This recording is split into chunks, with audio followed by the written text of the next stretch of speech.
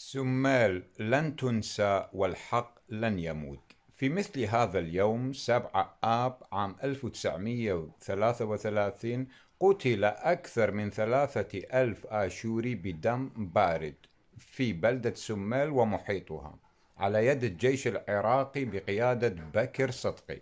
لم تكن معركة، كانت مجزرة بحق شعب طالب بالحماية والكرامة. أحرقت القرى وذبح الأطفال، لكن النور الآشوري لم ينطفئ. نحن أحفاد أولئك الشهداء، نحمل ذاكرتهم في قلوبنا وأسماءهم في صلواتنا.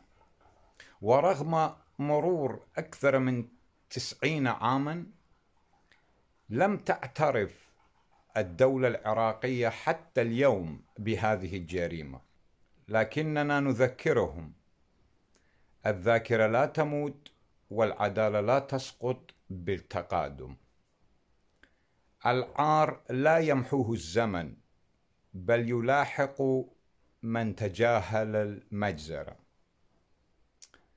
الحكومات البائسة آنذاك والحكومات البائسة اليوم التي تمارس نفس المنهج ضد أبناء شعبها.